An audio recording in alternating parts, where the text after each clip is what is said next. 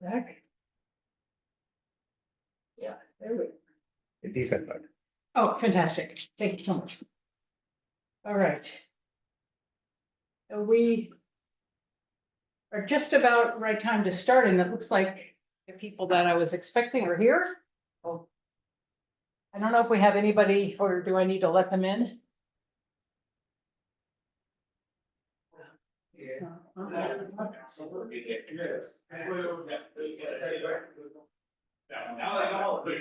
Good. Very good. So, you had a spring break. You had some interrupting thoughts about solution NMR. Are you ready for the real stuff? I'm gonna try to start with a little warm up. I know I've seen you since, but I'm so sorry. I have to ask both of you to remind me of your names. I'm Youngjun. Youngjun, right? Yes. Anna. Hi, Anna. Or Anna. Not Anna, Anna. Anna and Youngjun. Yeah, it was a fantastic event, wasn't it? Yes. It was really, really great. Such an impressive collection of people and such community and everything. It was very, very nice. Okay, so you remember what we were supposed to do next? We had derived the phenomenon of magic angle spinning and some of its features, certainly not all of them, but some of the features. But it was just like, what's the frequency? What's the spectrum? And a funny by hand way to get the spectrum, but we didn't talk about pulse sequences, and that's our next step. So pulse sequences that involve magic angle spinning. And I picked one particular pulse sequence as like the intro sequence. I would say its difficulty is medium. So it's neither trivial nor a super advanced sequence. So I hope it feels like a good sized problem for all of you. I think it illustrates so many things though. So it's a type of cross polarization, and we have a cartoon here of magic angle spinning that I like, and we have a cartoon of a pulse sequence, and cross polarization always involves two spin lots. So we're talking about a pulse sequence that is relatively simple. You just turn RF on. This one, as indicated here, a ramp. I'm not going to have a ramp in the first instance. And we're not simulating the whole pulse sequence. We're just simulating what happens. What's the difference between the beginning of this and the end of this from the point of view of the carbon, because that's how the carbon is going to get magnetized. What happens to carbon during that double pulse? That's the problem we're going to discuss. And in general, the RF could be time dependent. The MAS definitely introduces some time dependence. So we have two different time dependences. And that's not that bad if they operate on different time scales or if they appear in different terms in the Hamiltonian. But actually, both of these are on sort of the same time scale, and they both are multiplicatively related in the same term of the Hamiltonian. That's where the complexity is, or the opportunity. So we're looking for magnetization transfer. And we're going to initially focus on unlike spins. And that's a pretty big difference. You know, if you had two like spins, I mean, two protons, two carbons, then it's almost isoenergetic when you promote one and demote the other. And knowing that something is isoenergetic, I don't care if you're talking about optical spectroscopy, vibrational spectroscopy, NMR, EPR, all of a sudden you should have an intuition that lots of ways are going to be possible to drive this transition. Isoenergetic is a big deal. We're interested in heterotransfers in NMR. This comes up a lot for assignment, for sensitization, for spectral simplification. So many pulse sequences are focused on hetero. That means that it's not isoenergetic if you borrow magnetization from your neighbor. It's not isoenergetic. But we know that there are lots of pulse sequences that actually accomplish this. And I just want to take a moment to make note of that because it's remarkable. Now, you had already the introduction to pulse sequences that achieve heterotransfer using a J coupling in solution. And at the moment that you were taught how that worked, it was probably a vehicle for learning about product operators, which are only a shorthand for density matrices. There's nothing deep or fundamental about a product operator. It's just a shorthand for an aspect of, but people are often putting the emphasis there to learn that vocabulary. It's like another language, product operator language. And sometimes they don't take a step back and say, wait a minute, what we just did is we just traded energy very facilely between two things that are not the same energy at all. And I just want to make sure you don't exit the course without thinking, "Oh, that might be remarkable." So we do that with J in solution routinely. And that is going to show us a path how we could do the same kind of thing in solids. Literally, use the J coupling, use an inept sequence. It works, but what's the golden rule with things like inept sequences? What do you need to worry about for it to work? Doesn't always work, but you need a couple of ingredients. I want to move magnetization from this guy to this guy. I'm going to use an inept. What are the two questions I should ask myself? For feasibility, or just a little more quantitative? How big is the J coupling? Like, yeah, is it a nice big J coupling? Metal complexes have J couplings of like a couple hundred hertz. They're great. Or 5 bond couplings are less than a hertz. Is that good? You know, okay, so yeah, you're the right question, but I want you to make it quantitative. And then what's the other thing? What fights the J coupling? When we let J evolve, are we usually along Z or are we usually in the XY plane? So that, what does that mean to you? R2, okay? The requirement is that J be comparable or larger than R2 to get a good transfer. And if that can be true in solids, we could just spend the rest of our career copying these smart people who do solution NMR.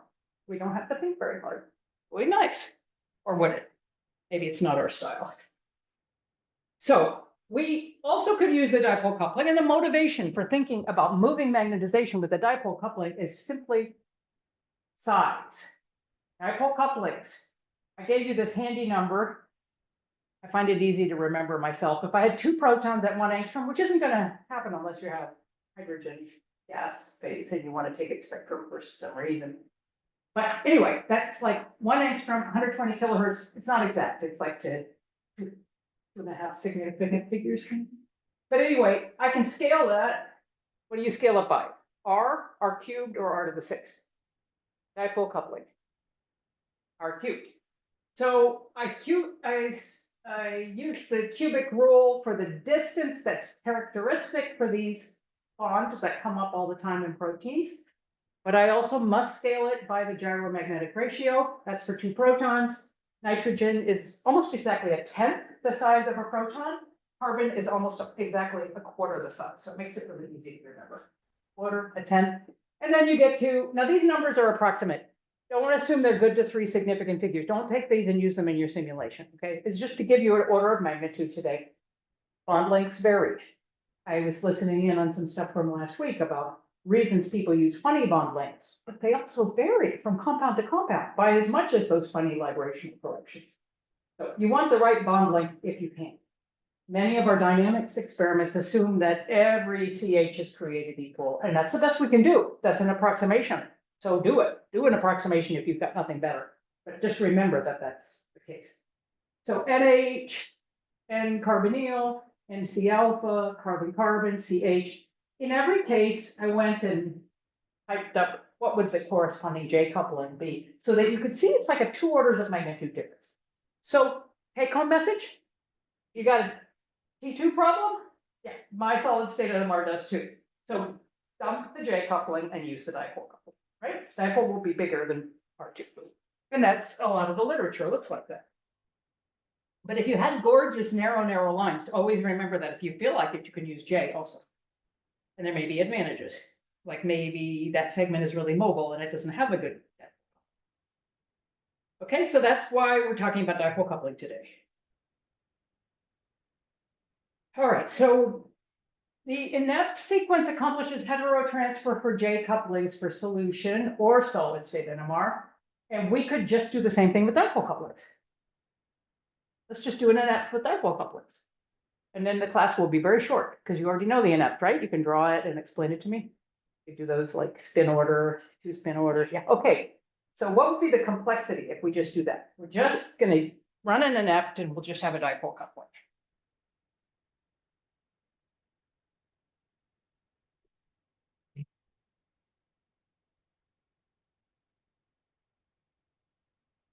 The magnitude of the coupling is modulated by MAS. Yeah, if we're using MAS, it will be time dependent. And what if we had a static sample? What would it look like? The dipole coupling is a powder pattern. So what does that have to do with the pulse sequence? If it's variable, according like molecule to molecule, this dipole coupling is variable. What does that mean about your pulse sequence? Do we need to know the coupling to set up our pulse sequence?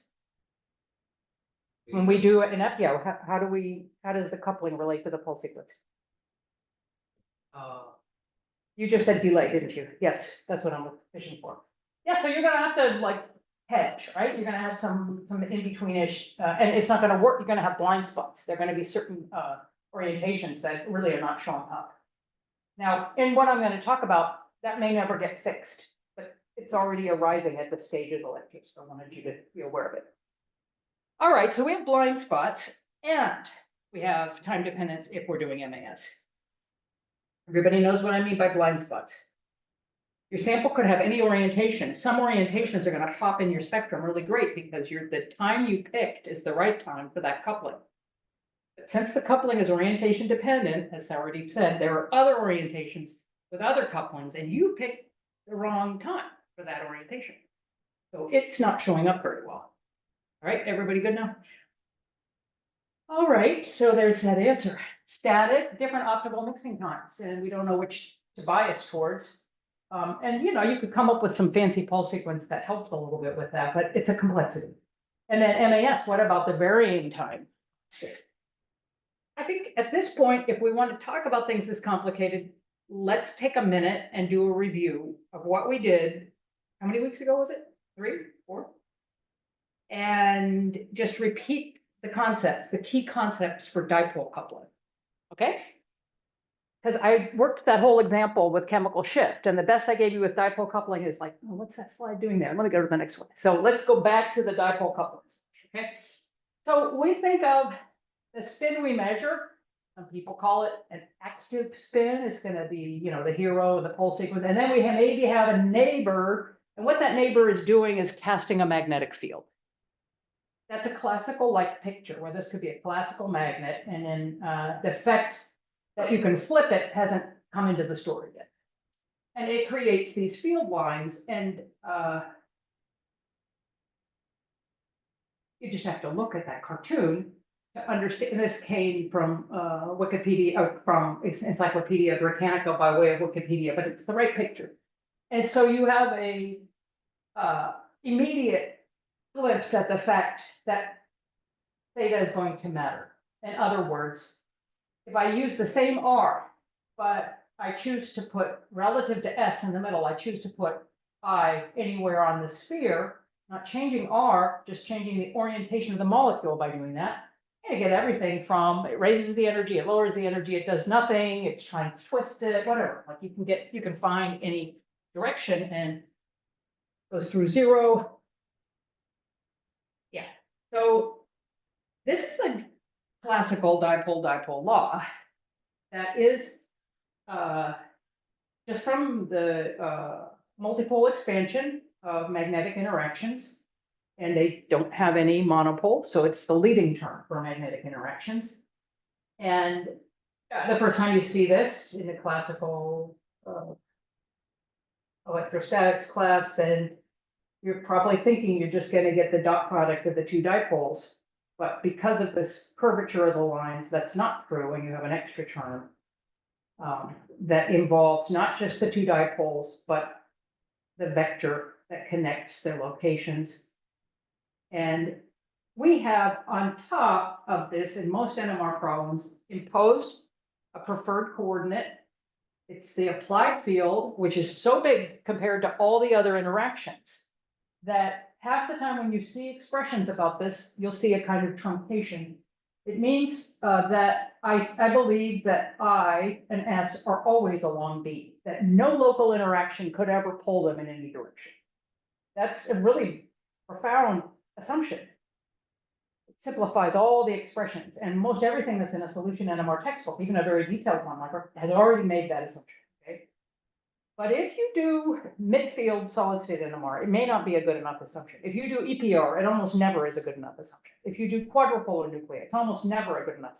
So just remember that only if you're doing these solution-like super high field experiments with relatively weak dipole couplings and no other kind of interaction, CS, dipolar, that's it, they're weak, then yeah, you can do that. But otherwise, you go back to this fundamental equation, which has no preferred x's. Nobody said Z was king by writing it this way. Now, what we want to do is recast this the way we're used to seeing the CSA.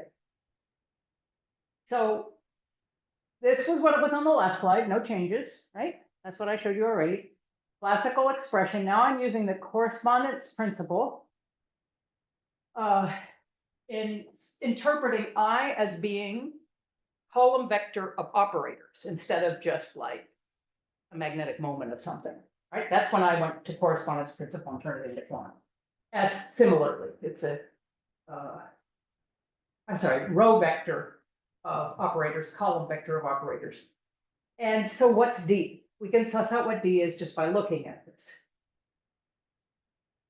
D must be a unit vector here because it's just the dot product between them. So the right matrix to put between them would just be ones on the diagonal. Everybody with me? And then to get this kind of format of your operator, that is the outer product of R, which must be inside that matrix. And you can, you know, demonstrate that to yourself if you'd like. Or I find it also a bit intuitive that if I'm going to put I onto R and then take R onto S, that means that the 3x3 matrix operator to represent this term has to be the outer product. But 2 copies of R. Now I remind you again, R is a unit vector representing the orientation of the bond. We've taken its size out in front so that we don't have to deal with it. So you just have like a nice clean dipolar operator.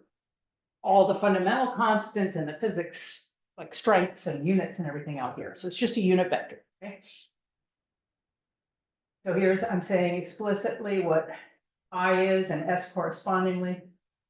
The column vector, our outer product, what I mean by that. So there's going to be an omega out here that I've defined. Now this factor of 3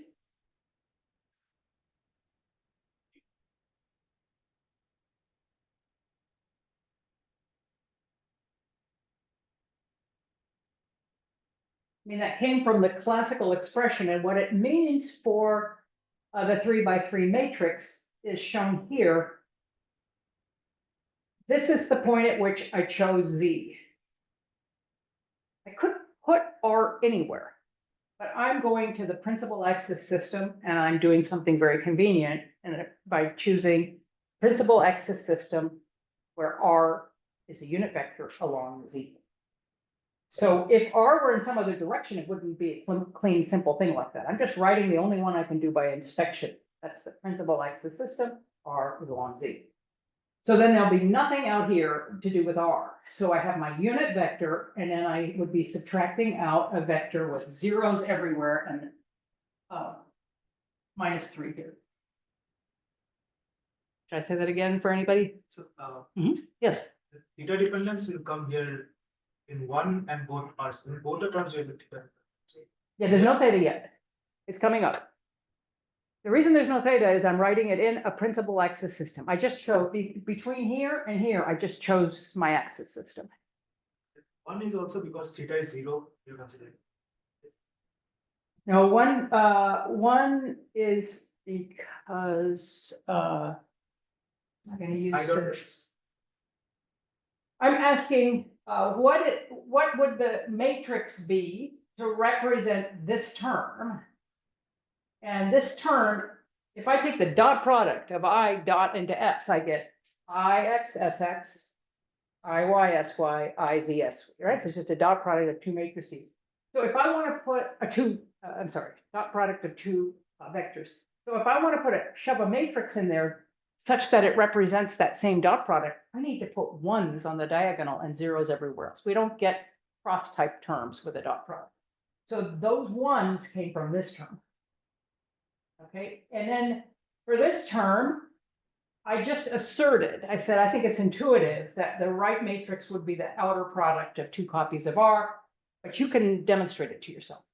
You can demonstrate it to yourself. So you put a generalized R in there, and you can show that the right matrix to join these two is that outer product. The way it's intuitive to me, do you remember when we were learning about rotations, I said, sometimes it's handy to move these parentheses around. So this looks like I dotted into RR dotted into S. We did that with the rotation, and I was just trying that trick again, and it works. Every element comes out correct if you do that way. So this is like our outer product R is exactly equivalent to laying it out this way. So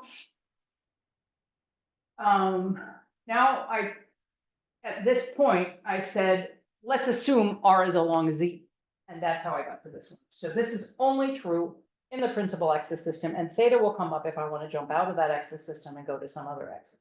Yeah. So by definition, going by identity minus 3 R after R, by that definition, the tensor D is symmetrical on the diagonal, unlike CSA. So much easier, right? We did the hard one first. But I do that because in the spring term, I find that people's attention starts to diminish. It's a little, R2 process that goes on. So this is going to be easier. And also, if you just do D, you just do the uniaxial, you kind of don't get the whole power of spherical harmonics. It doesn't get illustrated, and it just seems like a kind of strange, hollow conversation. But if you start with the CSA, you see all these complicated things that are just going away because of the way that you chose to calculate it. So it's more magic. Yeah, so this one's going to be easier. Did that help the second time through it? Okay. Yes? For quadrupole also, which is similar type of matrix. Quadrupole, no, not so similar. But if the quadrupole is weak, really weak, an approximation can be made so it looks like that. Now, there are a few things that have never fit into this class, and this is the point at which I'm going to mention, because it just seems like a very interactive group this year. It seems like we're having some fun with this. That once the grading is all over and everything, we could do one or two more topics, and that's one of them that I developed, and we only did it 1 year in all these years, but maybe we could improve it and do it again. And maybe some more on solid dynamics. You're going to have some Redfield theory and that kind of thing with art. You already had some of it, but corresponding topics from solid state NMR, we didn't really fit into the semester. I think this year we have an opportunity we've never had before to have really high level discussions about nucleic acids. I think that should fit into the term. So not everything's fitting, but if we wanted to talk a little bit about quadrupoles, maybe a little bit more about advanced. And also at the end of this, I say, okay, that was just one pulse sequence. What about the other 5 classic pulse sequences? Should we do something with it? So there are 4 or 5, maybe more lectures that we could do at the end if we wanted to. You'd have to put up with some of them being newly developed and a little less polished, a little more raggedy. Okay, so we have our tensor for dipole coupling in Cartesian coordinates. And then we're going to do the same thing to it that we did to CSA. We first understood it as a Cartesian object, the CSA, and then we converted it to spherical harmonics, and then we saw how much easier that is to actually do a calculation. Same, no difference.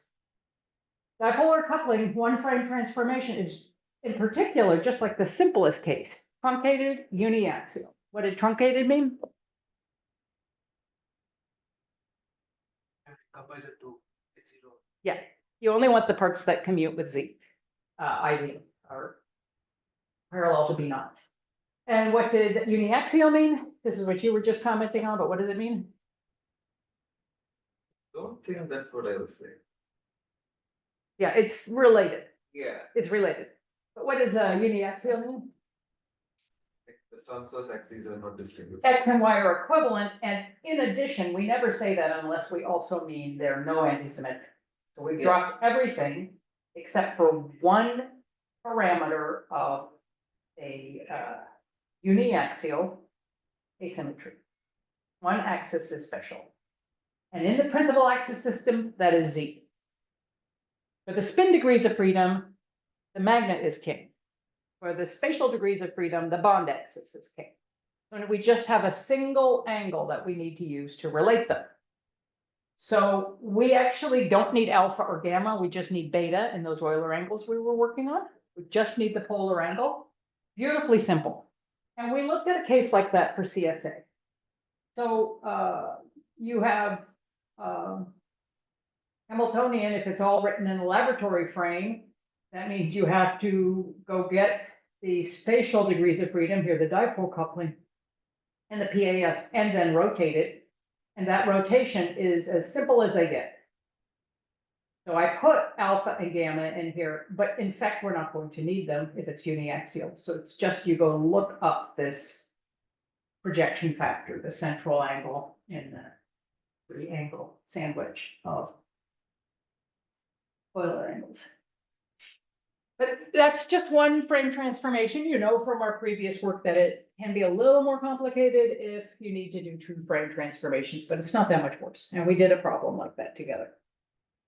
Now you need the operators and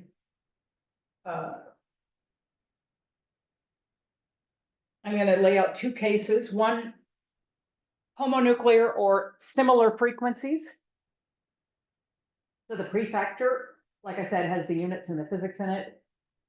And then these are the spherical tensor components of the spin operators. And these are the spherical tensor components of the spatial or dipolar. And keep in mind that eta is always 0 because x equals y in the principal axis frame. So you could just also, I could have just typed it equals 0. Okay, might have been more helpful. So you don't have very many terms, mainly because in the principal axis system, you have just the one term. Simplifies everything. And if you have different spins, there's a slight difference. There's a slight simplification that can be made, a further truncation. So we could use this form if we're talking about a heteronuclear coupling. All right, now I want to, yes. There's something I could read why those two dipole coupling Hamiltonians look so different for. Yeah, the difference, first of all, is a bit subtle, okay?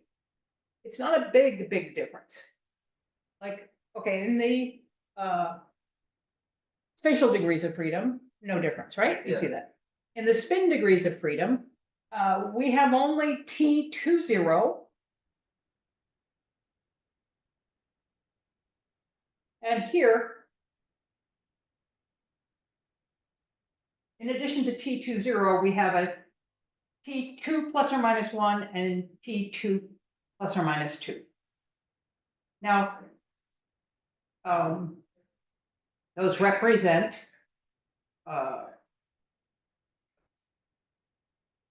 possibility of terms, if you expand out the dipole coupling, where there are mutual double quantum flips and things like that. They correspond to allowed isoenergetic transitions for like spins that are approximated to be 0 for unlike spins. So this is exact and this is approximate. And anytime you're not sure what you should be using, so this like basically represents a shift, like a CSA, it's just a shift. And the other one represents all kinds of raising and lowering operators being possible. And anytime you're not sure what to use, just use the one for AA Clarn, because this is an approximation. And the expression should drive those other terms into 0 naturally for AX. You don't need to use this, it's just to save time. Does that help a little bit? Yeah, I'm just wondering whether in some circumstances like proton fluorine, does it approach the homonuclear? not quite yet for protein fluorine. It's still the case that there's no coupling that is stronger. So you need to compare the coupling to the difference in shape. So where it comes up to be a gray zone is homonuclear cases with really different isotropic shapes. Those are the gray zone. And that's where I'm saying it's just safer to leave it all in then. If you had two nuclei that really and truly overlap into the same spectral window, then you could think of exotic things that might happen, but their couplings are gonna probably not be there in most cases. Gonna be like metals or, funny cases. All right, so we have a time dependence that we can derive for magic. I could have put the slide in and I think I forgot to do that, but based on these, we can go back to our expression for the frequency as a function of time during magic angle spinning, the one that we derive for chemical shifts. Maybe let me just ask your patience for a minute while I could just go and get it. It's just before this. Here it is. Now,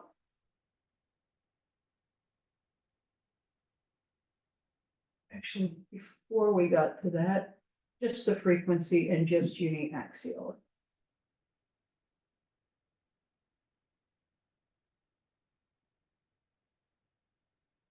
This one, is this the right one? Yeah, this is uniaxial, magic angle spinning. We derived it for chemical shift.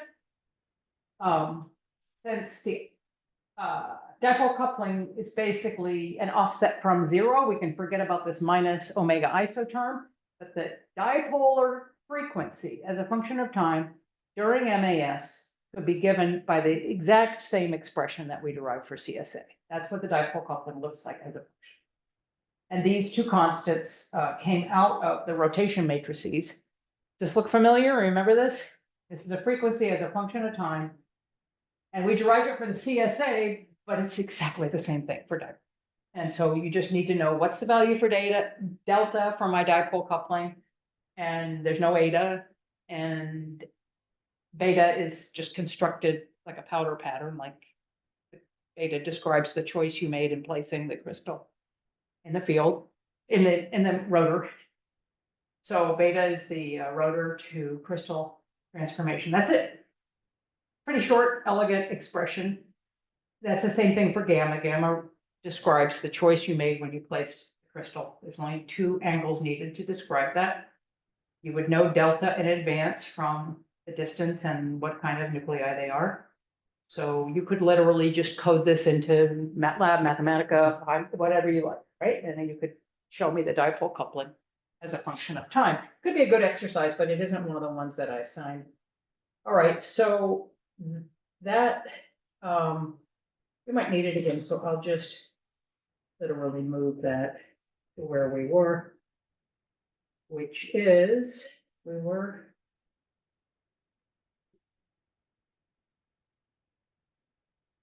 And then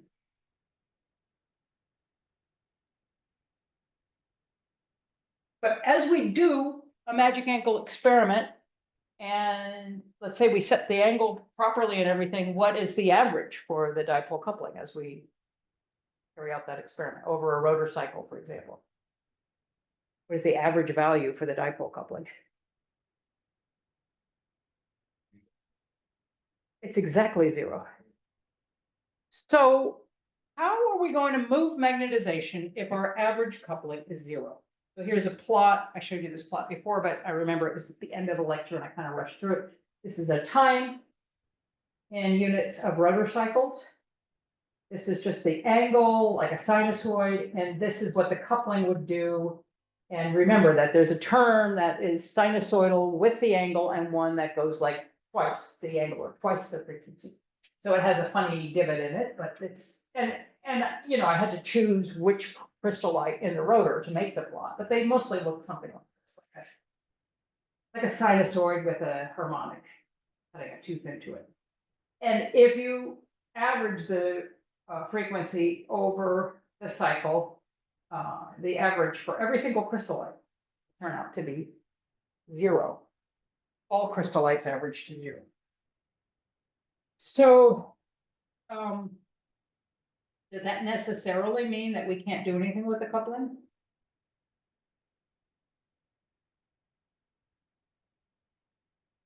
For a heteronuclear case, if you don't do anything to like pulsing on the other spin or anything like that, it does mean that you won't get any net effect of that coupling. That whatever other coherences you develop will then exactly decay back. So that heterospin coupling, you know, if you don't keep those other terms in the Hamiltonian that are important for homonuclear couplings, the whole problem can be thought about as an average over a rotor cycle because it commutes. It's an IZ type term, it commutes with the major term, the Zeeman and the chemical shift and everything else. And you can literally just think, okay, let me just average it, see what happens during a rotor cycle. Even if there are other things that are happening that don't commute with it, if you're spinning fast enough, so that no coupling gets to evolve very much, you can also say to yourself, I think I'll just consider the average coupling. And the average coupling being 0, I don't think I can do anything useful with this for an NMR pulse sequence. So the dipole coupling, we got pretty excited about it because it was so large. But now we run into 2 different problems. It's not just that it's time dependent, its average is 0. Okay, that's not very good. So it's a nice big coupling. It might be helpful for multi-dimensional experiments and enabling distance and dynamics. Thing about it is it averages to 0. So what every trick to get around this amounts to is the following. You're going to place some pi pulses, for example, at the half rotor positions, so that for this Hamiltonian, and it's the way it looks will depend on which particular crystallite, and I'm just drawing one crystallite, but you're going to try to flip this coupling upside down for a period of time, like from a half rotor period until maybe 1.5, or you can pick the intervals, but it's not going to be once per rotor cycle. That wouldn't cut it. Some other timing, like twice per rotor cycle, in the middle of the rotor, you're going to flip for a period of time, you're going to flip the partner spin, turn the dipole coupling to the opposite sign, but same value. And then you're going to flip it back up later on, like maybe every half rotor cycle is a typical schedule that's optimized. This is the first example of coordinating pulses with the rotor cycle. Almost all of the pulse sequences we'll talk about in one way or another coordinate the pulses with the rotor cycle. So you're manipulating the averaging that the magic angle spinning is doing. One way to think about this is that pi trains normally decouple things. Like if I didn't have magic angle spinning and I did a pi train, static sample, a solution sample, that would be a kind of decoupling that I could do. So I'm detecting my nitrogen. I don't want to see the coupling from the proton, so I just flip it every so often, right? That's decoupling. Magic angle spinning is generally a kind of decoupling. And the funny thing is, if you do them both simultaneously, it's a recoupling. You bring it back. That is taking advantage of the complexity that the spin and a spatial are not added to each other, they're multiplicative, and they are not on different time scales, they're on the same time scale. This is the kind of game that we're going to be able to play. Think about the fact that you multiply them and coordinate them. And it gets even maybe better than that, like the way you could think about how much control you can get. We'll come to that later. So the inept sequence accomplishes heteronuclear transfer for J couplings, solution, and solid state NMR during magic angle spinning, since the dipole coupling is modulated and averages to 0. Additional pi pulses are included, synchronized with the rotor cycle, and the family of pulse sequences I'm talking about are TDOR and REDOR. Now, those are, I think, a little easier to just read the papers than the one I'm going to go through, but I just wanted to put it out there as like, here's maybe the easiest one, and the one you could try to read, like Jake Schaefer's original papers or whatever. I don't know how much they're emphasized in the textbook I recommended, But the textbook I recommended, the Schmidt, Rohr, and Spies, does really follow what I want to say about another family of pulse sequences very closely. So it will be a good source if you're looking at something I said and you say, well, that came and went fast. I don't really agree with what she said. You can try the way that they develop it in that textbook. It might be helpful. So the one family is Redor Tidor, and the other family that we're going to talk about in much more depth is the Hartmann-Hahn and CP pulse sequences. Yes, please. The mass averages the dipole coupling. Yes. Now, if I'm not applying pi-pulse strengths, I mean, I'm considering only CP. Hmm. Okay. Then how does CP bring back the dipoles? How does CP reconnect the dipoles? I'm so glad you asked.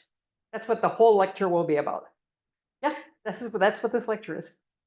And I was just saying also that I like the way that it's discussed in the Schmidt, Rohr, and Spies book. And it's stylistically, it's different from me. You know, everybody when they teach, they make some assumptions. They don't make others. They overwork this point because they think you haven't heard it before, but then they assume you know this.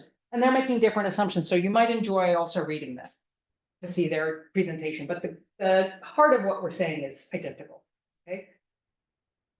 And since it's not a one-line answer, please don't feel like I'm ignoring you. It just takes all these 10 slides to give you your answer. All right, so the crest polarization is a different and very classic method. You apply long pulses to the two spins. So I'm trying to move from normally protons, normally, to carbon or nitrogen, but it could be phosphorus or some other thing. And why are we moving from protons? I think you already know the same reason as in the inept. Proton has more magnetization, but more importantly, it comes back to Z much faster, so you can rep your experiment. So this is a hetero system, so Larmor frequencies are not matched.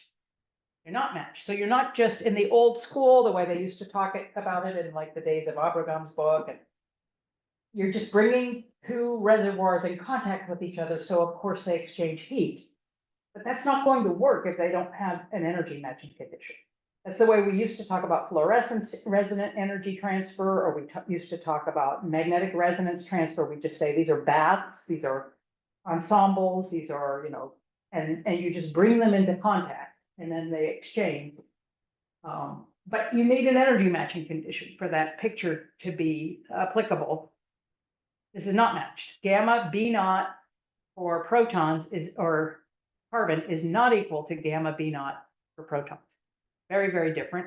No overlap. There's no coupling. There's no bad shimming. There's nothing that's going to bring them into. They're too far apart. All of the hetero cases are too far apart related to your question. So the one thing that you could bring together, and this is like an utter stroke of genius, you could say, what about their Rabi frequency? So the Rabi frequency is the nutation frequencies, the great circle while you sit on a pulse, on a long pulse. You're going from Z, to minus Y to minus E to what, because you're sitting there on an X pulse. That's the Rabi frequency, named for a physicist from Columbia University who was doing wartime early mag res. You can match those two frequencies, pick two Rabi frequencies and make them the same. Does that bring them into contact? And they did a sort of old school physics evaluation of that and thought it's a good idea. So that is the idea of Erwin Hahn and some thesis work of Sven Hartmann, who I think I told you already was a Columbia faculty member working on spectroscopy until about 10 years ago in our physics department. It's a funny picture of Erwin Hahn with his viola, not a violin viola. And Rabi, the quote about his mother, how important his mother was in his education. Izzy, she would say, did you ask a good question today? Okay. So and these are some historic pictures of them enjoying their experiments. Okay, so the analysis of pulse sequences during magic angle spinning and pulses using, like if you have both, you have magic angle spinning and pulses, this is complicated. I don't think the way I've been writing equations and using hand waving explanations is going to cut it. What we're going to do is use something called the interaction frame Hamiltonian and the average Hamiltonian, or even the effective Hamiltonian. So we're going to apply that to a cross polarization experiment. And the element of cross polarization, it could be just the proton to carbon step, but I think it's maybe better when we're thinking about these slides to think about that step where you're trying to move from carbon to nitrogen. If you had an isolated carbon nitrogen pair, same experiment operationally at the spectrometer. You're having long pulses, you're making the same matching condition, you're tuning it up the same way. It's just a better picture in your head because the protons are always special. They have too many couplings and so on and so forth. They're not isolated from each other. Whereas it's possible that in your sample, the carbon that you're moving from and the nitrogen that you're moving it to, they're really like the only thing that they can see is the other member of the pair. And that's, you'll see that's an assumption in the way we write the equations, that it's a very simple Hamiltonian with not so many terms. So it could be your question H to C, but maybe better to imagine we're talking about C to N. So ideal situation. Two coupled and otherwise isolated spins, strong decoupling of anything else in the system, static conformational degrees of freedom. So no dynamics in this. Okay. But there's one thing here that we are going to use an average Hamiltonian, but the correct thing to talk about here would be an effective Hamiltonian, and that is not a semantic difference. That's really a quantitative difference. We'll explain that in a minute.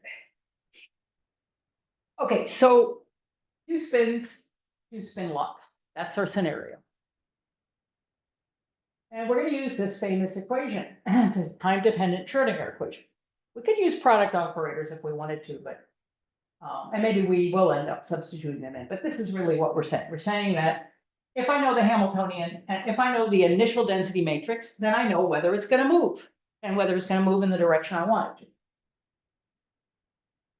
So what's the Hamiltonian? Well, I begin by just listing the terms, and then I can decide which ones I really want to deal with and whether I know an equation for it. So chemical shift for the source spins, chemical shift for the target spins. Coupling to another source spin. So if I wanted to deal with protons and the fact that there's now actually a proton neighbor too.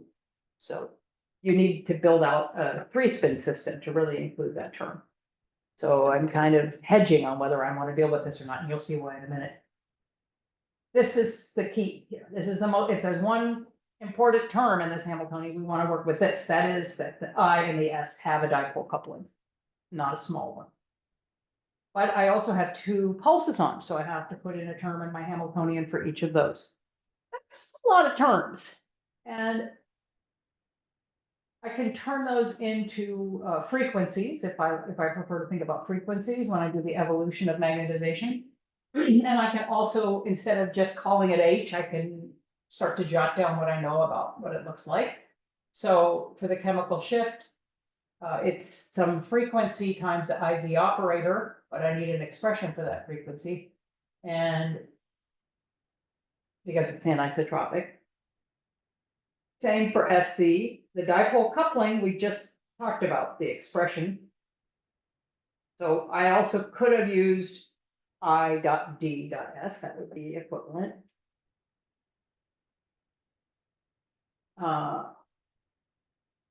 Same thing for the heteronuclear. Now here I've indicated a simplified Hamiltonian, and that is if it's fully truncated, you'll see this. We'll probably end up defaulting to a more complicated Hamiltonian like that for some cases, but if they were totally different frequencies, that's a truncated high field expression for it. And then RF, this is to represent the RF.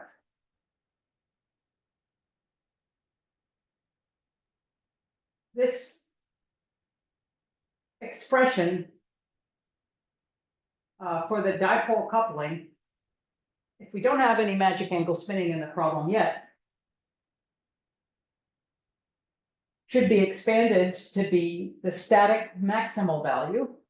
And that's the value we were talking about before, you know, where I was giving you examples of numbers of like 2.5 kilohertz for CN, things like that.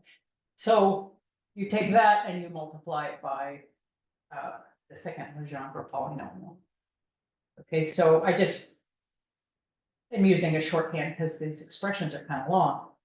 So if we wanted to put in magic angle spinning, this theta then becomes time dependent, or you can go get that expression we derived with the spherical harmonics. Now, irradiation of one or both spins, that's these terms, that could have omega 1 in principle, could be time dependent. It's phase, it's frequency, it's amplitude, but for now, just time independent.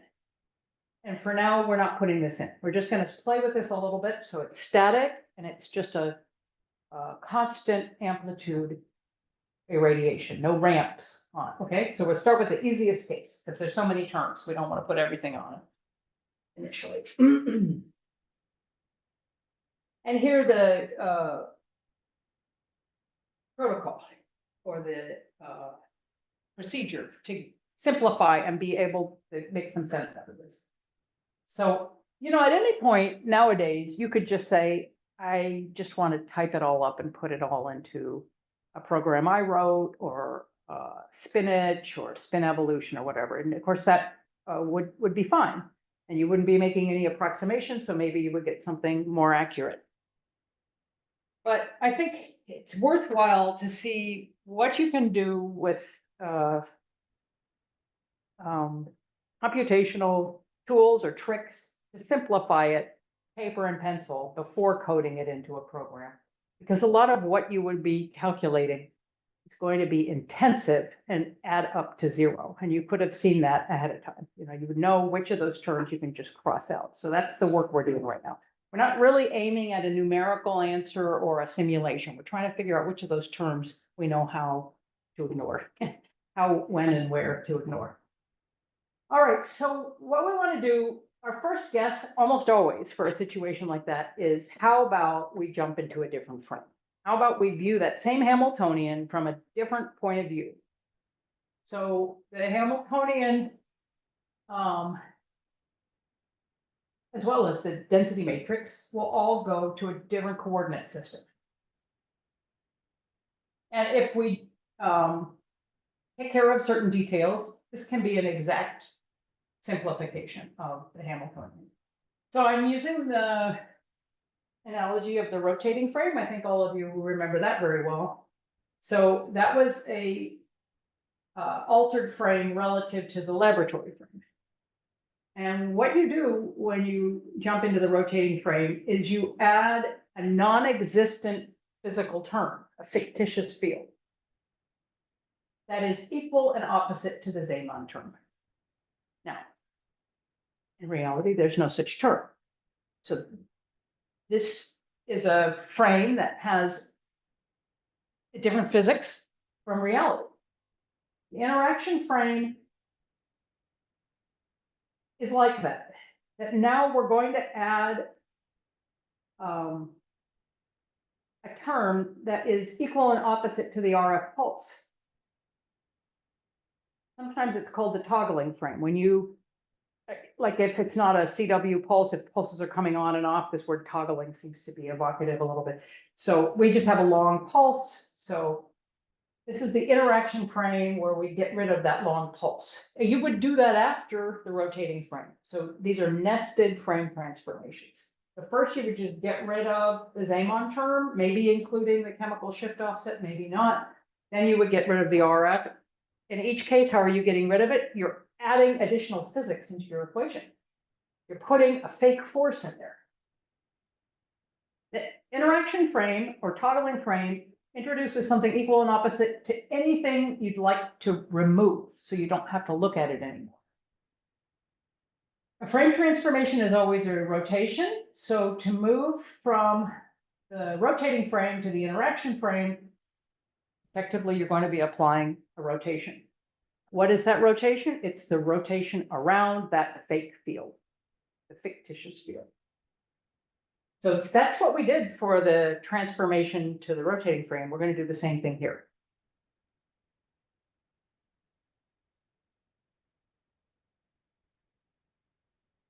Another language you can put around this, the rotating frame follows the net action of the applied static field. follows the net action. So I have a Zeeman interaction. That means I have precession. The rotating frame, you run around that precession so you can see little changes relative to the main precession. Follows the net action of. So the toggling frame follows the net action of the RF field.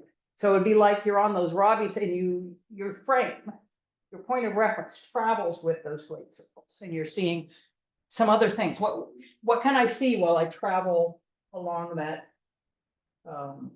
path due to the RF field? These are non-inertial reference frames. Do you remember that term, or did we review it in this class already? Non-inertial? Non-inertial.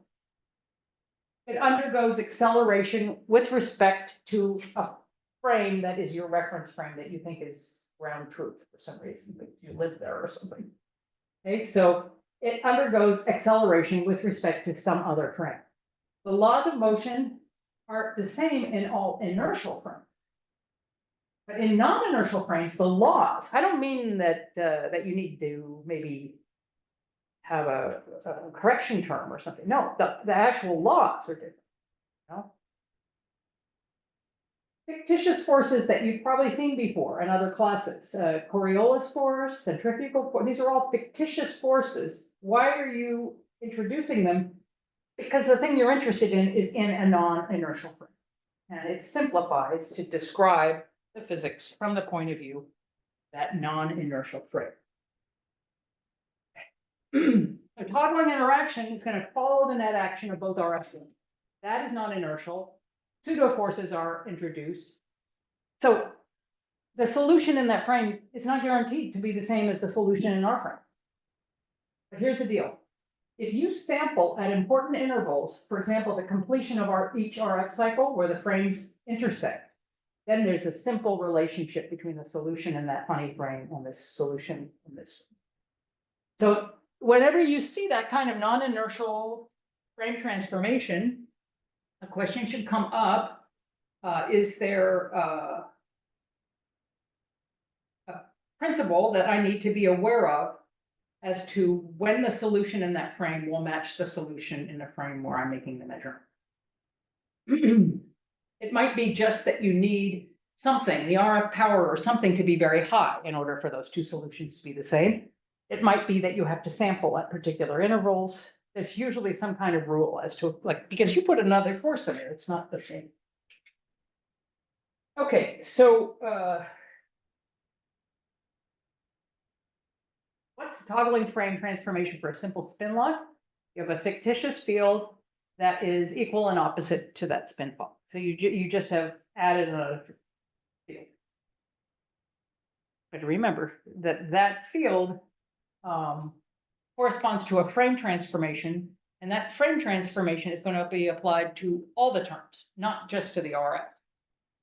Okay, if it was only applied to the RF, that's easy. You just erase the term, and that smells wrong, doesn't it? Now, you have to apply this rotating or this transformation to all the terms. And since we have two spin locks on during the CP, we have to put two fictitious terms in for the double toggling frame or doubly rotating frame. Okay, and we're going to follow the net action of two RF spin locks in our frame. Now, how do you do these frame transformations? So I have to rotate around the spin lock. Like, let's say we're talking about I, and let's say that for sake of argument, the pulse for I is source spin. Let's say that the pulse was along Y. And let's say that in the rotating frame, before we make this extra frame transformation, it was a Z interaction that we were talking about, like a chemical shift offset would be just the Z interaction, okay? So if we rotate around a field on Y, it's just what you'd think it would be. Same magnitude. It looks like a Rabi frequency rotation. But now we're not talking about a rotation of the spin. We're talking about a rotation of a term in the Hamiltonian because we changed frames. But it looks the same geometrically. I'm taking this and I'm rotating it around the field. Now here I did it formally. So this is my I spin operator. Okay. And I have this do nothing operator that's supposed to represent if I would include the spin for S, even though I'm talking about I. We have a doubly rotating frame, and this is just a reminder to myself or to you that, of course, the RF for the other spin does nothing to me. That's my do nothing operation. And then this is a rotation operation around Z. I'm sorry, around Y. And the resultant of that looks exactly like IZ cos omega t plus IY sine omega t.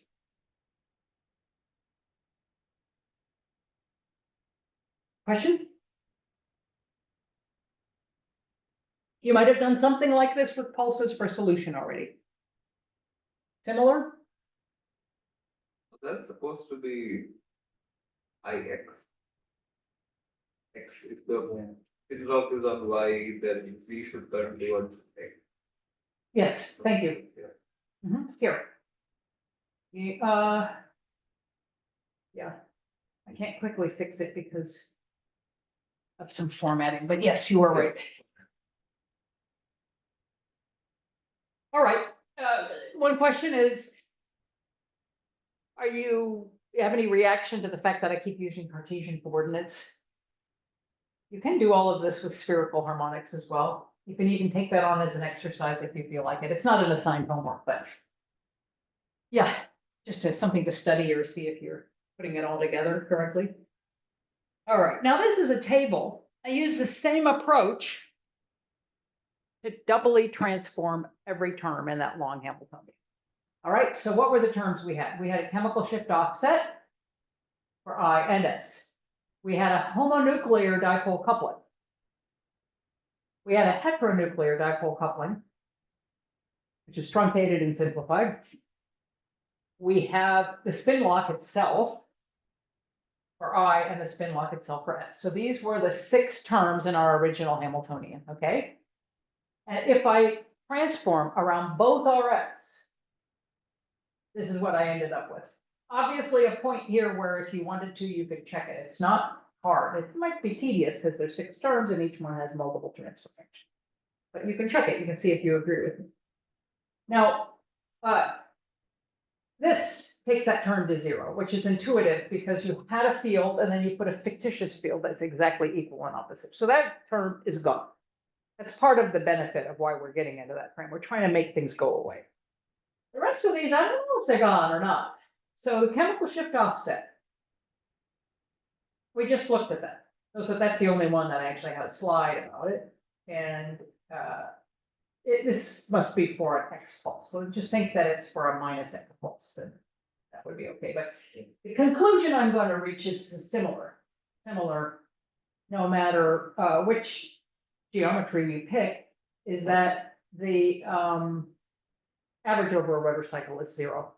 And so the idea that this is about 0 feels like it's going to be true, especially since this term commutes with Zeeman, so it commutes with the major field, so it's probably okay to just average it. Now we're zeroing in on these 2. A homonuclear dipole coupling, so if it's not really an isolated spin, if it's talking about protons, he has a proton neighbor, carbon is a carbon neighbor, and the IS heteronuclear coupling.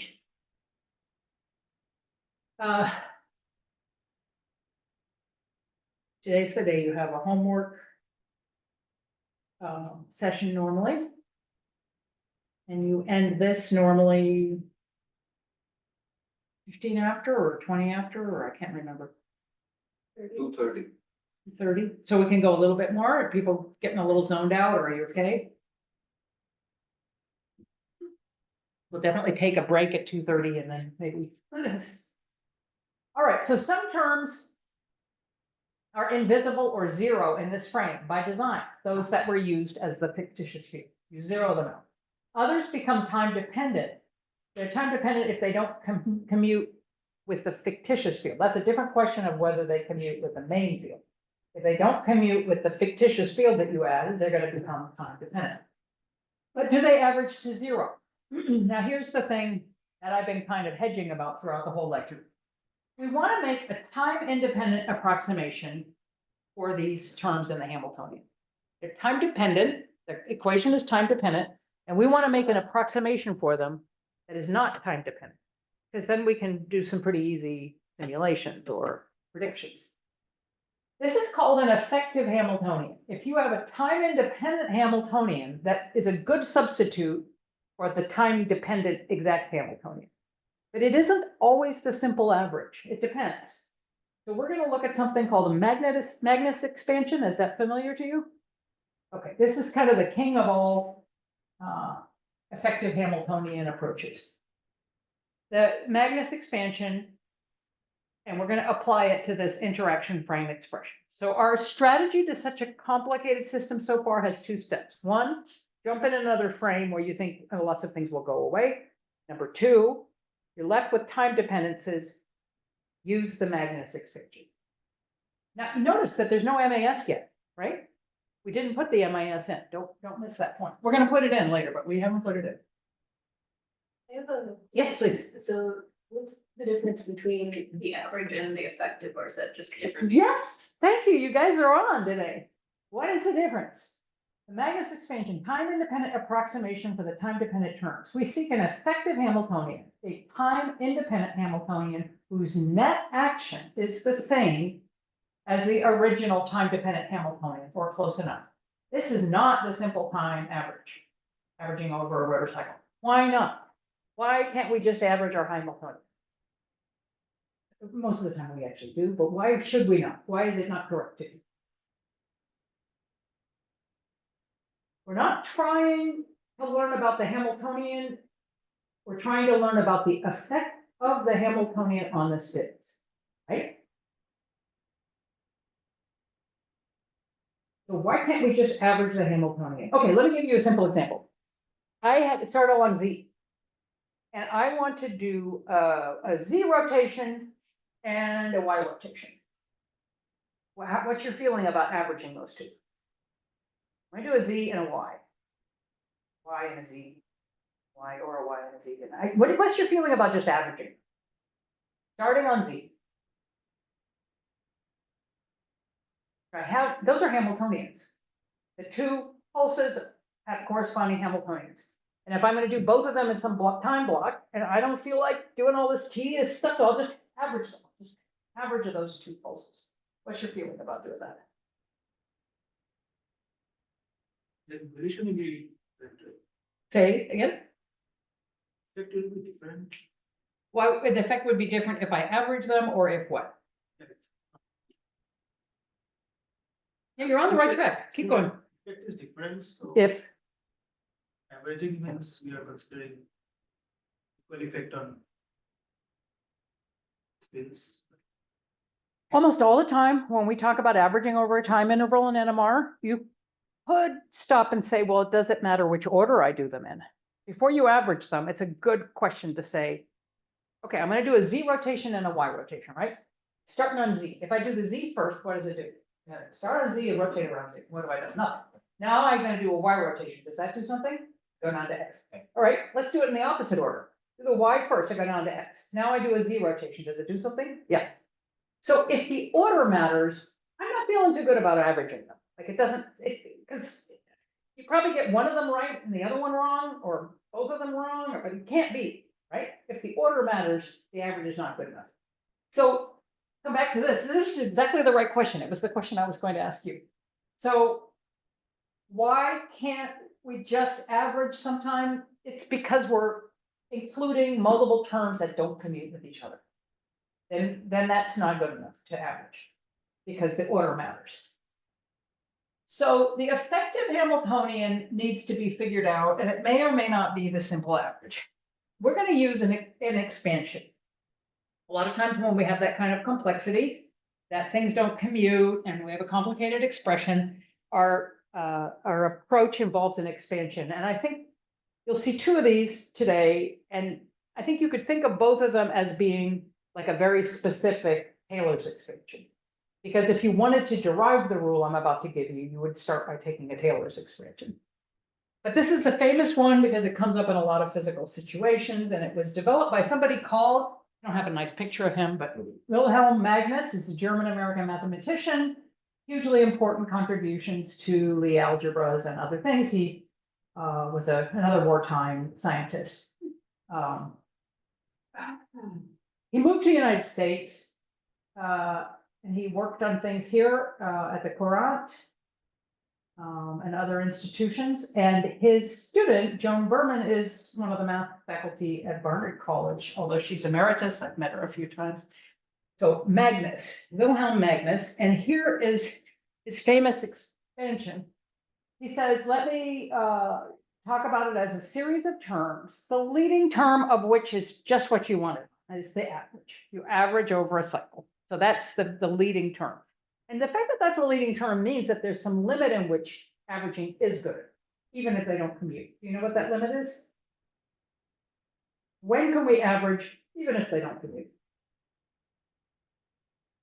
Time intervals are very small. Small angles. So the X and the Y, if they were like, then an average is okay. So H1 is the leading term, and for today, maybe that's all we'll use, but I didn't want you to go through this lecture without reviewing these. These are really important concepts, especially when you have these big couplings like in solids. So what's the next correction term that you see in many papers? If you read solid state NMR papers, you might see this, the H2 term.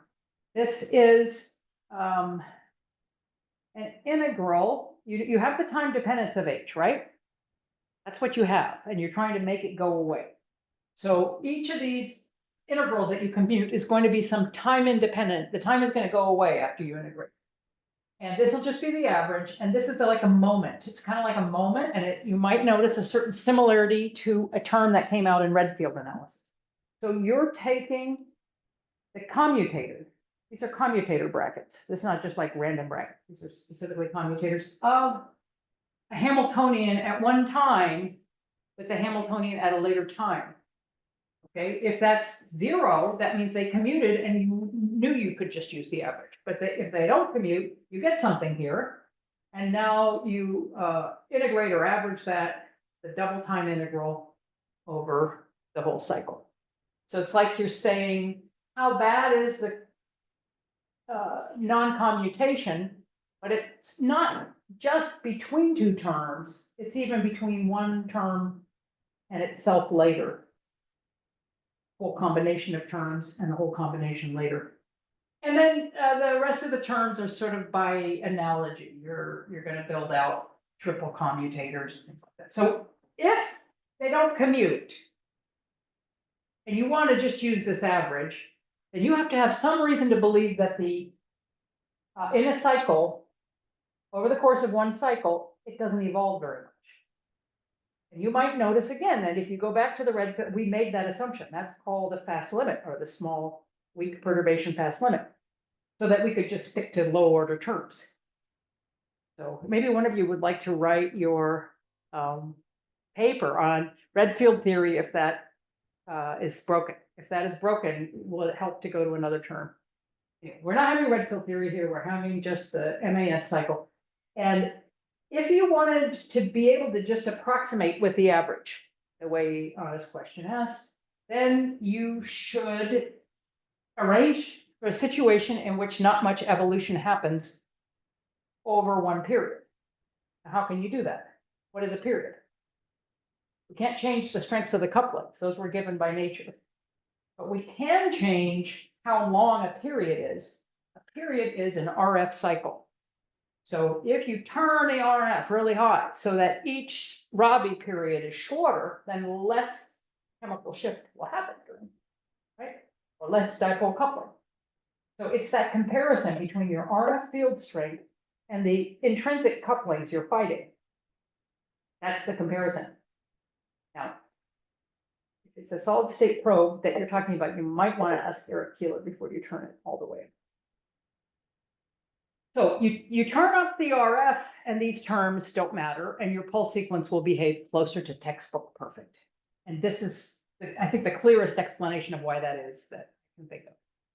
The first term approximation is what I'm going to use right now, but now you know what to do if you think that would fail. So we're making this approximation that you can just use the average Hamiltonian and say that that's the same as the effective Hamiltonian. All right, so just to review what we're trying to do, some terms will become zero because of the frame transformation. Some terms will be time dependent, and now we're just going to average and call that the effective Hamiltonian. Some are non-zero, but they don't matter because they commute with the initial spin. I'm going to show you an example of that. So this is how that long list of 6 terms becomes just one term. And that's what you generally want to do if you're creating a new pulse sequence. You want to have control over which term goes to 0 and which doesn't. You have a wanted term and many unwanted terms, and you're trying to arrange things so that only the wanted term is non-zero and has net effect. So an example of a term that doesn't go to 0, but actually doesn't matter anyway. Initial polarization for this pulse sequence will be in the X. Because you remember at the very beginning, just go out and go back to the beginning again. First slide. Grab something from the first slide. This graphic. And where were we?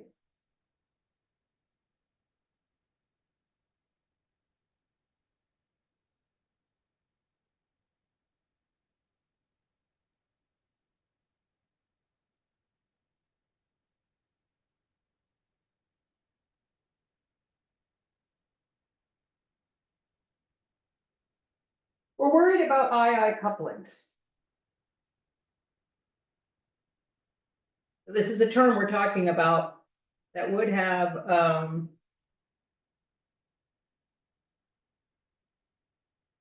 reference only to I, and if it's the proton carbon cross polarization, talking about protons.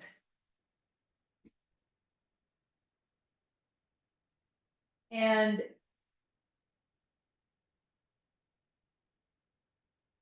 those protons, we're talking about their behavior just during the spin lock. That's what this whole discussion is about. Like what happens during this magic element. But what does the density matrix look like coming into this? It's IX. It's already been hit by a 90. Okay. So a lot of times it's like this, that you're just talking about a moment in a pulse sequence. You're not trying to simulate the whole thing. Okay, so I have an initial density matrix that's IX, and then I have this II coupling. Let's ignore that IS coupling for a minute. I want to talk about the II coupling.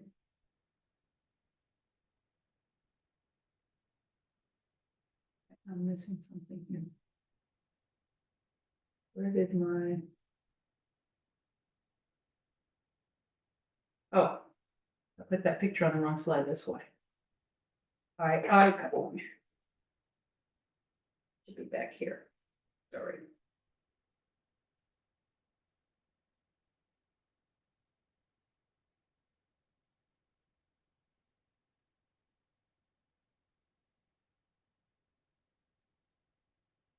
Here. If we want to talk about this. Let's see if this is a better choice.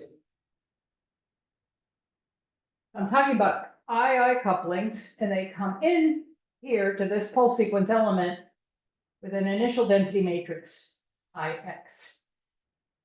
Now, here's the Hamiltonian that we had on the earlier slide. So we had static heteronuclear dipole coupling Hamiltonian. And that was 3 IZSC minus I dot I. IZ, and I have these J's because it's 2 protons, IJ, IK, and then minus I dot I. But after we applied the RF fictitious field and rotated it around that field, then we ended up with this expression. That was just in a table I gave you a couple slides ago, and you didn't have time to inspect every term and say, wait, what happened with that term? So what happened with this term is that both of these ions, we're now having 2 protons, right? The one we're trying to borrow magnetization from and his friend, They are both affected by the RF, so we get two copies of cosine omega t in that term. And then when it rotates, it doesn't disappear, it generates another term, IY, IJY, IKY, and that develops according to sine squared omega t. One copy of sine for each of those two i's. So that's what that term has become. And then I dot I, that doesn't rotate. That's that unit vector, remember? One's on the diagonal. You can rotate all you want, it's never going to look any different. It's a dot product, it's a scalar, don't rotate it. It doesn't need to be rotated. There's no effect, rotations have no effect on it. So we left that one alone and we turned the IZSC into, or 3 IZSC into this. Keep saying IZSC, but you know I mean IZ for J, IZ for K. That is our Hamiltonian. Now, I've just made a claim that that Hamiltonian, after jumping into the doubly rotating frame, it actually commutes with IX. You see that? Not at all. But it's not a typo, it's true. And I'll show you a trick that you can use in other circumstances too. It's called the magic zero. So this is what I had on the last page. This is the thing that came from the toggling frame transformation from the static vector, okay? We're just talking about it. Now we want to take a time average of that. The first term in the Magnus expansion. So there's that. And then we're going to substitute in something called a magic zero. And that is the following. If I take 3 IZJ, IZK minus I dot I, if I take that, and then I rotate it to the other two Cartesian axes, and remember that I dot I doesn't rotate, it doesn't need to be rotated. So then I would get a term like that, but with Y instead of Z, and then a term like that with X instead of Z. It turns out that adding these three is exactly 0. You can see that by inspection, because the definition of IJ dot IK is IZ plus IY plus IZ or IX. That's the definition of this dot product. So if I expand that into a vector notation, I'll just take a corner of our board here. Like oh yeah, he was right. He's not good at all. It's not give me something that's better.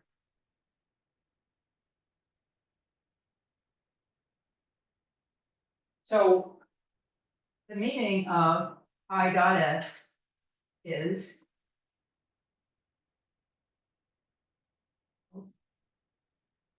X. Y, I Z dotted into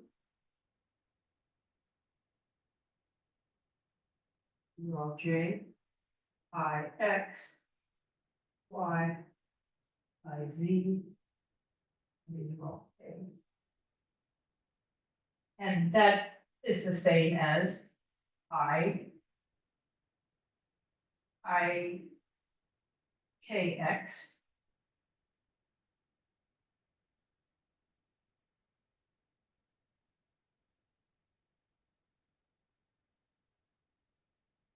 JK. So that is, the magic zero is just something you can think about from inspection. That's by definition. Okay. So the way that we recognize that this kind of thing could commute with IX is to see, oh, we got equal copies of the Z and the Y. So what if I took this expression and substituted in out of this expression, I could turn it around and make an expression that looks like this. It only depends on I dot I and IX. It's a trick. This is a better way to write the homonuclear dipolar coupling expression during a spin lock. And it's kind of a way of saying spin locks decouple. Now, how well would they decouple? This expression commutes with the initial density matrix. If the CW field is not very high, and other things can happen to the proton magnetization, it could evolve according to its chemical shift, it could evolve according to other things, you might find yourself halfway through a rotor period and it no longer commutes with that expression. It's a little bit of a different thing than saying it averages to zero. It's a little bit of a weaker statement because if it evolves a bit during the rotor cycle, then it can come to a state where now this term will have action on it, will no longer commute with it. So the fact that this is not the only term in the Hamiltonian,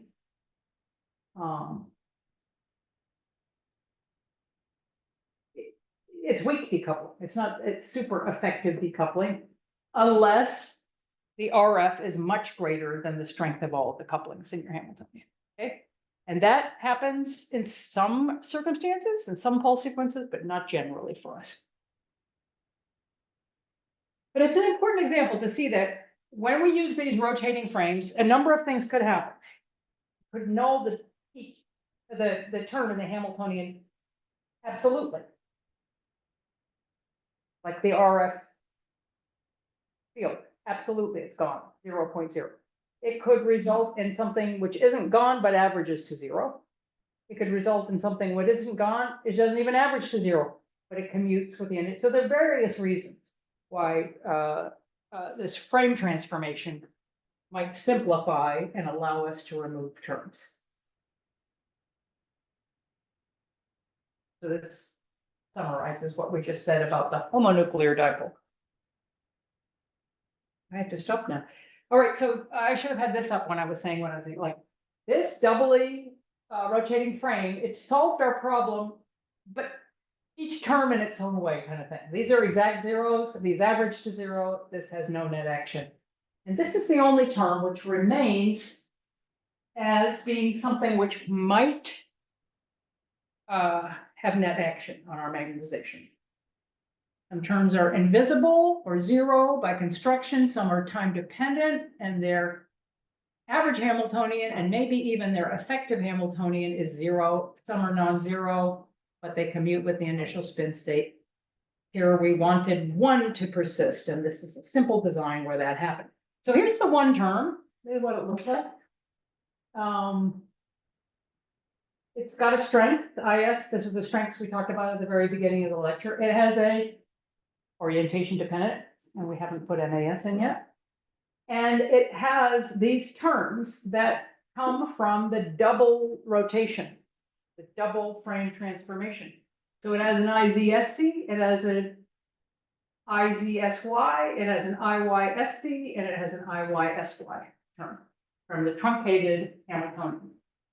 And these vary according to two frequencies, the two different frequencies of the two spin locks, the two Rabi frequencies, one for I and one for S, the subscripts, omega-1 for I and omega-1 for S. So it has complicated sinusoidal dependence. Yeah, please. I thought we already had you. That's what we're going to do next. You're ahead of me every single time. You're great. So by convention, any pair of field strengths for which the time average is non-zero is referred to as a matching condition. But we are at the spectrometer free to pick whatever we want here. So preserving an interaction during magic angle spinning is referred to as recoupling, the opposite of decoupling. For example, if the two field strengths are selected to be equal, what would you get? What you just said. Cos omega t, cos omega t. Suppose those two omegas are equal. What would you get? Cos squared omega t. What is the time average of cos squared omega t? Actually, this came up for the homonuclear dipolar, and I didn't draw attention to it, but that was just, I forgot. I got so many answers. Which one should I pick? We got 1, 0, a half. It's a half. So the average of cos omega t is 0. But if I square it, that's like a rectifier, and you're going to have a function which varies from 0 to 1. So the answer has to be something between 0 and 1. It happens to be exactly a half. So that's like you just put a half in front of all of these terms, but I preserved, only two of them. Now, the other two, the cross terms, so this is IZSC and IYSY. You have to, think about, for these inner terms, a different average of sine, cos. And they have, the same, sort of, phase or 0 point, and their integral over a cycle of the least common denominator for the two functions would actually be 0. So these two go away and these two persist as. If they were asynchronous or random, you might be able to imagine a scenario where those inner terms had a non-zero result, but here they will have a 0 result over the rotor cycle. So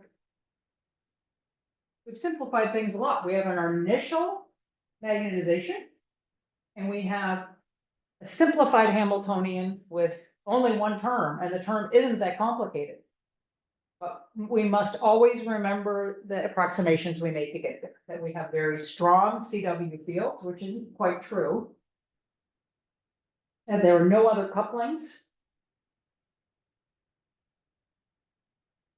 What else? I guess those are the main ones. And we haven't put the MAS in yet, but we've made a lot of progress. So we've got an initial magnetization, we've got a Hamiltonian, and we're going to know how to put the MAS in because theta is beta. So now we have that expression. So that's where we're going next. I think it's probably a good time for a break.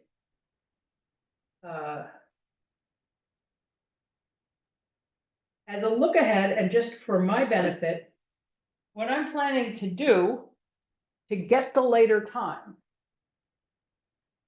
since there's going to still be time dependence in this, and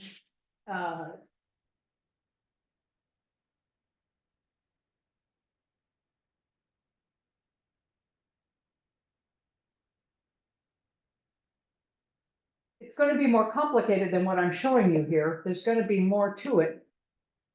But I just want to ask a question about this. What we're going to do with that initial density matrix and the Hamiltonian, instead of cranking out the most general time-dependent solution for the Schrödinger equation, we're going to use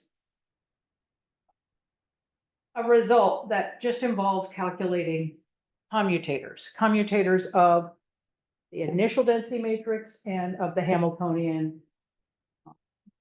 And it gives you very elegant results for lots of, combinations of Hamiltonian and initial density matrix. And the name for this approximation is Bakers-Hausdorff-Campbell, or BHC. Did you use that before in this class? BHC. Well, it'll probably look a lot like other things that you've done. It probably just maybe had a different name.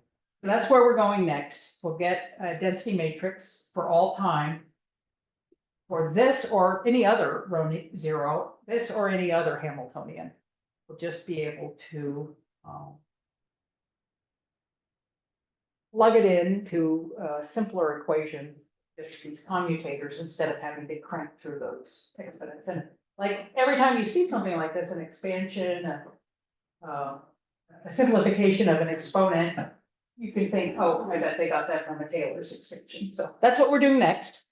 Just was interested to know if you'd seen it before we do this. So is this a good point to take a break? Yeah. We have tomorrow, and we have still a lot to cover, so